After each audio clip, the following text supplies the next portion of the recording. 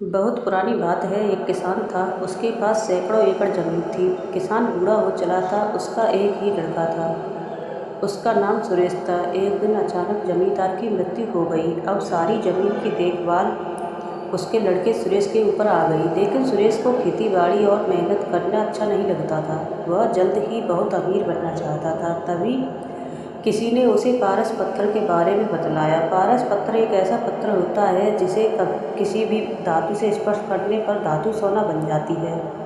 सुरेश किसी भी कीमत पर पारस पत्थर पाना चाहता था। उसने पारस पत्थर ढूंढने का बहुत प्रयास किया, किंतु उसे पारस पत्थर नहीं मिला। पारस पत्थर के लिए उसने कई लोगों से संपर्क किया, किंतु वह पारस पत्थर पाने में असफल रहा। आसपास के ठगों को पता चल गया कि सुरेश किसी भी कीमत पर पारस पत्थर पाना चाहता है। ठगों ने पारस पत्थर का लालच देकर सुरेश से लाखों रुपए ठग लिए। ठगों के बाद सुरेश ढोंगी बाबाओं के जाल में फंस गया। ढोंगी बाबाओं ने भी सुरेश को लालच देकर बहुत सा पैसा ऐंठ लिया।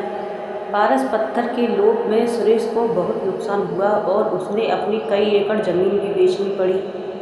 सुरेश की पत्नी हमेशा उसे समझाती कि इन सब बातों में मत पड़ो, अपने आप पास बहुत ज़मीन है, उसी में खेती करो, मेहनत भी किसी पारस पत्थर से कम नहीं है।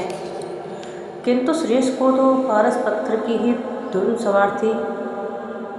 एक दिन गांव में बहुत पहुंचे हुए संत आए। सभी ने उन्हें अपनी समस्याएं बतलाई। सुरेश भी अपनी पत्नी के साथ उनसे मिलने गया और उन्हें अपनी समस्या बतलाई। संत सुरेश की बातें सुनकर मुस्कुराए और बोले, मैं जैसा कहूँ वैसा ही करना, तो तुम्हें पारस पत्थर अवश्य मिलेगा। संत की बात सुनकर सुरेश बहुत खुश हुआ। संत बोला, कृपया कर मुझे वह तरीका बतलाएं जिससे मुझे पारस पत्थर मिल जाए। संत बोले, तुम्हें केले के पेड़ की पत्तियों की नोक पर जमा सुबह का ओस की बूंदें एक बर्तन में एकत्र करना है, और जब तुम 5 लीटर ओस की बूंदें एकत्र कर लोगे तो मैं उसे अभिमंत्रित कर पारस पत्थर में बदल दूंगा।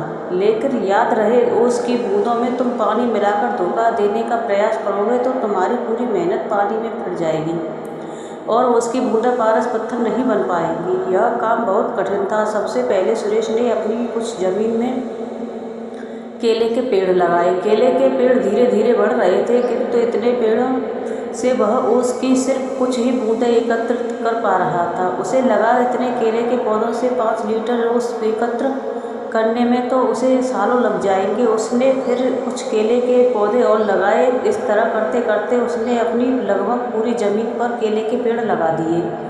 सुरेश अब इन केलों के पेड़ पौधों को पानी देता और उनकी देखभाल करता था। 2 साल की अथक मेहनत के बाद सुरेश 5 लीटर ओस की बूंदें एकत्र कर पाया और अत्यधिक प्रसन्न होकर साधु महाराज के पास गया और उन्हें 5 लीटर ओस की बूंदों से भरा बर्तन देते हुए बोला, साधु महाराज, आपकी आज्ञा अनुसार मैंने 2 साल के अथक मेहनत के बाद ये 5 लीटर ओस की ये बूंद एकत्र की है। कृपया आप इन्हें पारस पत्थर में बदल दीजिए।